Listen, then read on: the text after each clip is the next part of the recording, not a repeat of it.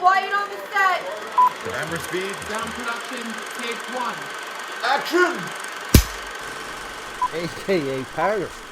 Well, I'm going to tell you guys about something real quick, but before we get into this, just little bit of a story to why we're late today, because I try and make excuses for myself. Welcome back to the show of shows. Can I talk? Guys, it's the AKAPAD, the Film Buff podcast. We're 1,000 or so episodes deep.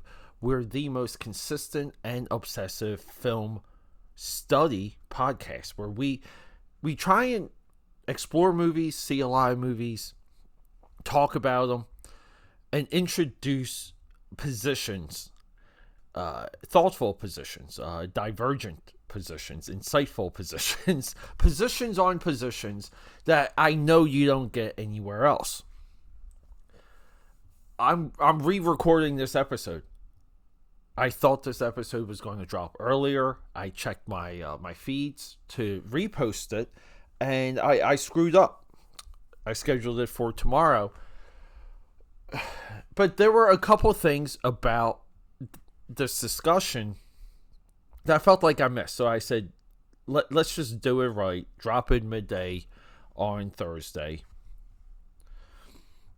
And what were those missteps? And what is this movie? It stars Guy Pearce. It's so exciting for me whenever I see, and I haven't seen The Proposition yet. It's so exciting for me whenever I watch a Guy Pearce movie, because I fondly remember being there for essentially the movie that broke the ice for him. Do you guys remember that movie? Memento. It was the year 2000. Now, 1997, he did have a movie called LA Confidential that, again, like great cast, Russell Crowe, Oscar bait movie, Kim Basinger. It's stars within stars. He's in that. He plays a right-minded detective, someone who, Russell Crowe, for example, is the hothead detective. So the counter to that. But LA Confidential essentially is a Russell Crowe vehicle. Don't mistake that either to Mulholland Falls, with Mulholland Falls. But we really have to say Memento, with its absolutely unique storytelling gimmick technique, which is the movie goes backwards. We have a protagonist that doesn't remember things, and then people still debate the ending of that movie. It starred Carrie-Anne Moss and the other guy from the Matrix, the guy that wants to stay inside the Matrix, the guy, the boss, the captain that hates Will Smith in Bad Boys. I forget that guy. They used to call him a good luck charm because every movie he was in grossed over like $50 million or something. He kind of had a reputation at one time. And then in 2002, we get this emergence. So it's time for Guy Pearce to become the Hollywood star. It is his time. And that movie is The Time Machine with DreamWorks, SKG.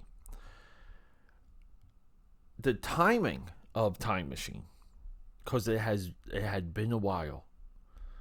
Let's bring this movie into the forefront. We have new special effects. We can make it look a certain way. Let's spin it. Let's make it a little bit more action-y. All systems are go.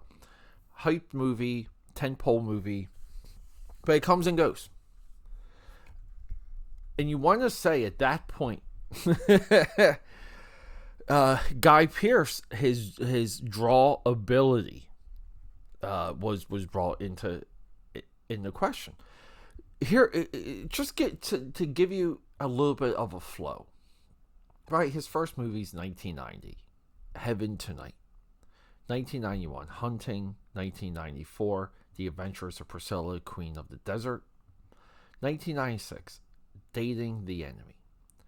97, Flynn, L.A. Confidential. L.A. Confidential is, right? Magnifies him. Not exactly Breakout. 1998, Brave New World. 1999, Ravenous. A Slipping Down Life. 2000, Rules of Engagement.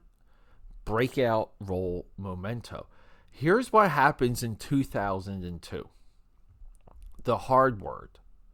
The Count of Monte Cristo. Till Human Voices Wake Us. And The Time Machine. $80 million. That was a really big movie back then. Then we get 2005, The Proposition, which I did open up some of this discussion with.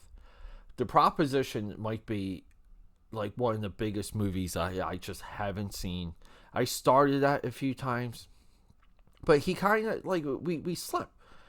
And we get this Guy Pearce that now is second from the front.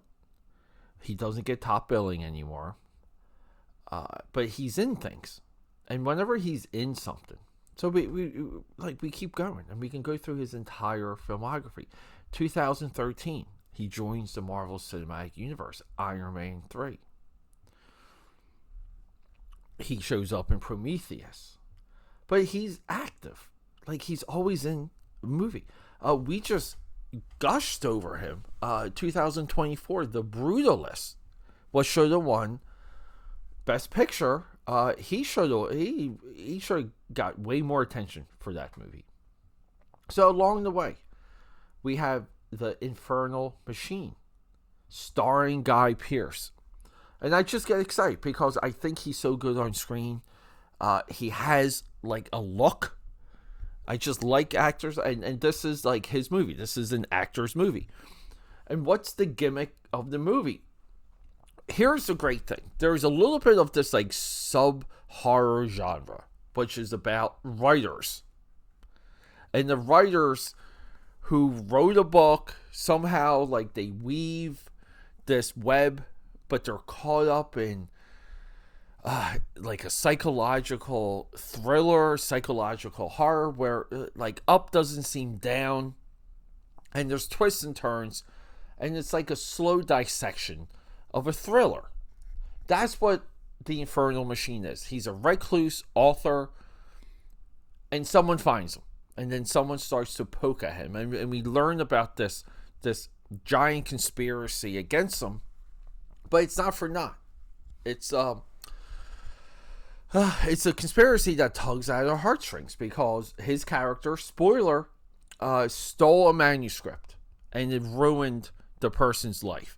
Now, we see something very similar in the Bradley Cooper The Words, but The Words is more of a romantic dramedy, coming of age. It's a very complex movie, and I love that movie, by the way. If we want to pair this movie, we can watch it with In the Mouth of Madness. We can watch it with 1408. Recently, and I hope to bring it to you guys, there's a little independent movie called Final Draft. But there's this subgenre, and we have Johnny Depp's Secret Window. And there's other horror movies that include writers. I know Misery comes to mind a lot, but Misery isn't quite this movie. Stephen King, right? Like a lot of, I think, like one of the kids in Stephen King's It is a writer, but this is where the writers work, and what they're doing creates this mirror effect where it's a movie about the makeup of the person. And it's a drawn out, exaggerated way to look at the DNA of someone. And Guy Pearce, like, I think I know a lot of people look at Secret Window as like the linchpin of these movies, but I like Guy Pearce's character a lot more than Johnny Depp's character in Secret Window. Secret Window's great. A part what makes Secret Window fantastic is that it's, like this movie, underrated. I think that the premise of this type of horror doesn't doesn't like draw people in. It doesn't dominate the way it should. But they're small movies. And we have a fantastic looking movie. I really did enjoy staring at this movie. And we have Sarah Deneen. This is our cinematographer. We gotta give her credit. This is also a movie by Andrew Hunt. We can argue this is his introduction movie. We want to see more from Andrew Hunt. I think this movie is complex. It's deep. It has a couple great turns, especially with the girl cop. Spoiler: girl cop, like great twist. She has dinner with him, and it's almost like you get punched in the gut. It's such a sudden twist, and we get an ending that is of the title. Infernal Machine is a nuclear bomb like reference. It's all destruction, and Guy Pearce in a way has destroyed everything around him, even though he tried to isolate. It's like that's why he's a recluse. He's really not working on his next great novel. He's trying to protect himself and other people from the Infernal Machine. Some of this movie, like similar to Jim Carrey's like 23, we have like the room full of pages. We have a couple of these moments that are like a little Hollywood, but they're fine. And a lot of this movie too revolves around domestic terrorism, or someone in a bell tower that I forget the real life one of that. But there's models of it, and we see that, and there's one great line. He's like, like you killed like 9 guilty people. What about the other 5? And the sniper, the assassin, the terrorist in the scene says, "Oh, those were 5 people in the wrong line of sight." It's like just striking, starking, and just again too great directed performances, like top down. There's just a lot of good, like, character actor moments in here.